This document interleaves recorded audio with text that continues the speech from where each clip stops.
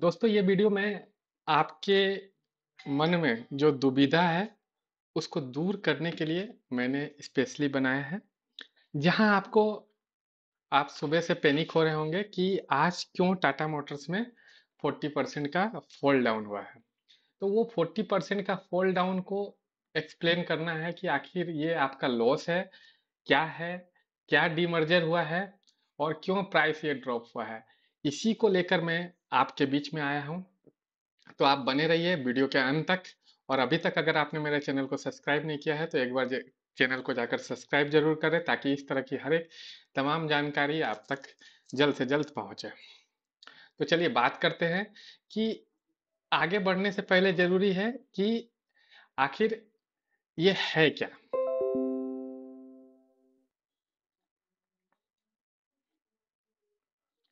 तो मैं आगे बढ़ूँ उससे पहले मैं आपको समझाता हूँ कि आखिर ये डीमर्जर होता क्या है। तो जनरली क्या होता है कि डीमर्जर क्या है कि एक कोई बड़ी कंपनी है, या तो ये दो छोटी कंपनी में बन रही है, या फिर इस या ऐसा भी बोल सकते हैं कि एक बड़ी कंपनी है उसमें से एक छोटी कंपनी या एक अलग एंटिटी को अलग निकाल दिया गया। तो इसके रेशियो में अगर ये दोनों बराबर बराबर है, अगर ये 50-50% में है तो आपको इसके बदले में, जैसे ये एक शेयर आपके पास है तो इसके एक और इसके एक मिल जाएंगे। लेकिन अगर ये रेशियो में अगर है कि ये 80-20 में रेशियो है तो आपको इसके एक मिलना रहेगा तो यहाँ पे चार मिल जाएगा। तो इस तरह के रेशियो में बढ़ते हैं। तो मतलब क्या है कि आपके सारे फंड वैसा ही रहेगा, केवल वो स्प्लिट होता है। तो इस तरह के चीज को बोलते हैं डीमर्जर। मतलब कंपनी अपने आप को अलग अलग डिवीजन में काम के रूप में किसी भी है उसमें डिवाइड करती है। तो ये तो डीमर्जर की बात हो गई। अब हम बात करते हैं कि एक्चुअल में हुआ क्या है। ठीक है, तो टाटा मोटर्स को पहले डीमर्जर के पहले क्या था। तो टाटा मोटर्स कैसा था कि डीमर्जर के पहले टाटा मोटर्स में क्या है, पैसेंजर व्हीकल। तो पैसेंजर व्हीकल मतलब जैसे जो कार वगैरह होती है ये सारे सब कहाँ काउंट होते हैं, पैसेंजर व्हीकल में होते हैं। कॉमर्शियल व्हीकल में कैसे हो गया, कॉमर्शियल व्हीकल में ट्रक वगैरह भी आते हैं, 407 भी आते हैं, एम्बुलेंस वगैरह भी आते हैं। मतलब जो कॉमर्शियल पर्पस है, इवन छोटा जो आप टाटा मोटर्स के योद्धा वगैरह भी जो देखते हैं पिकअप वैन, वो सब कहाँ आते हैं, वो कॉमर्शियल व्हीकल में आता है। उसके अलावा जो जगुआर लैंड रोवर का जो प्लांट है ये भी इसके अंदर में आता है। तो ये होल जो टाटा मोटर्स का था, इस ये पहले था डिमर्जर के पहले। अब डिमर्जर होने के बाद ये क्या क्या बना। ठीक है, ये चीज मैं क्यों बता रहा हूँ ताकि आपको समझ में आए कि क्या है। तो डिमर्जर होके ये अभी दो कंपनियों में बटा। तो एक कंपनी क्या बन गया, Tata Motors passenger vehicle limited. तो इसमें क्या है, जो पीबी है और जेएलआर है ये इसमें आ जाएंगे। तो ये पीबी है तो इसमें ईबी भी आ जाएंगे। ठीक है, और जेएलआर भी आ गया। दूसरा कंपनी बनेगा वो टाटा मोटर्स कॉमर्शियल व्हीकल बनेगा जिसमें कि सीबी हो जाएगा। ठीक है, और ये इफेक्टिव कब से हो गया, 1 अक्टूबर से। ठीक है, लेकिन आज क्यों 14 अक्टूबर को इसका ये इम्प्लीमेंट हुआ, आपको डिवाइड होते हुए दिखा है। अब आज क्या हुआ, अब इसमें अब इसमें आज एक्चुअल में हुआ क्या है। ठीक है, तो आज अगर क्या है कि आज 14 अक्टूबर था। ठीक है, तो पहले से ये रिकॉर्ड डेट आ रहा था कि 14 अक्टूबर को ये क्या हो जाएगा, स्प्लिट हो जाएगा। तो शेयर होल्डर को रिसीव करके एक टाटा मोटर्स का सीवी और एक टाटा मोटर्स का, जिसके पास भी टाटा मोटर्स है उसको ये, मतलब अगर आपके पास 10 टाटा मोटर्स के शेयर हैं तो आपको 10 पीवी और 10 सीबी इक्वल क्वांटिटी के दोनों मिलेंगे। ठीक है, ये प्लान है। तो ऐसा मिलेगा। अब आपका सवाल है कि आपके पास दोनों दिख रहे हैं क्या, इस पे भी आएंगे। ठीक है, तो पहले आपको एक एक चीज पे ले चलते हैं ताकि आपका जो व्यू है वो क्लियर हो जाए। अब क्या हुआ, कल तक प्राइस आपको करीब करीब, जो अगर कल का क्लोजिंग देखेंगे तो वो प्राइस था क्या, 669, है ना, 660.9 था। आज जब ये ओपनिंग हुआ तो आपको प्राइस दिखा 399।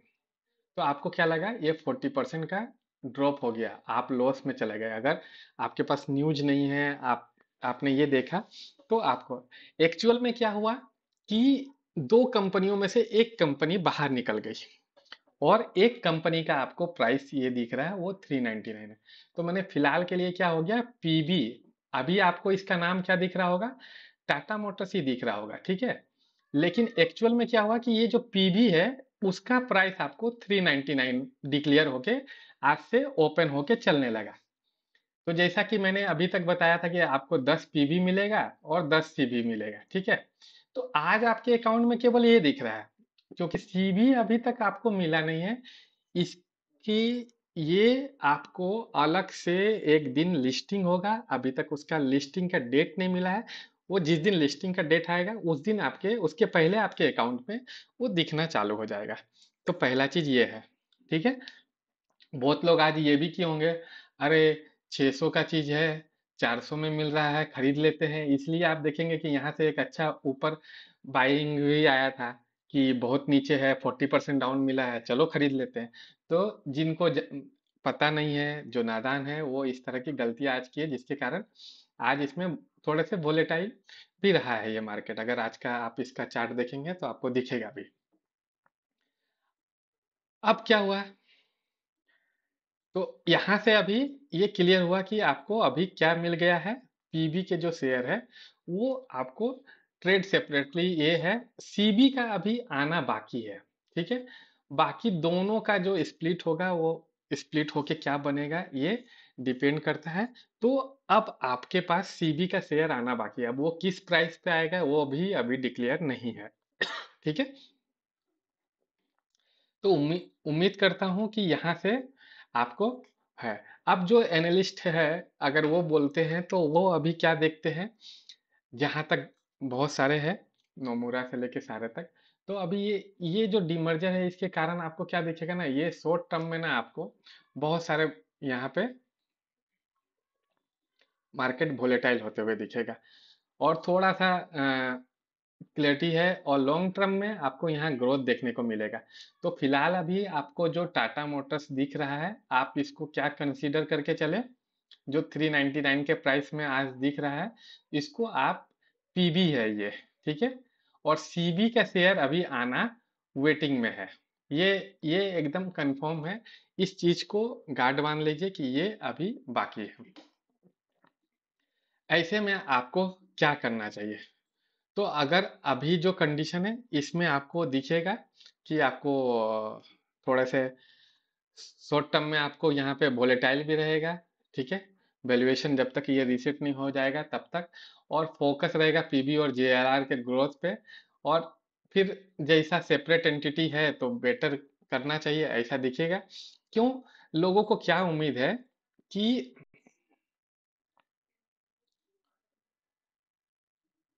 लोगों को एक ही चीज उम्मीद है कि जो कार बनाने वाली कंपनी है, तो हुंडई जैसे है वो भी 2000 के आसपास है, मारुति तो काफी ऊपर है। तो ये जो टाटा मोटर्स है ये अभी जो 399 में है तो ये यहाँ से एक अच्छा रनअप मिल सकता है, ये व्यू से इसमें ऊंचाई देखने को मिलेगा। तो अभी तक आपको ये समझ में आ गया होगा कि आज आपको ये 40% का फॉल का रीजन मिल गया और टाटा मोटर्स का डीमर्जर क्या है ये आपको क्लियर होगा।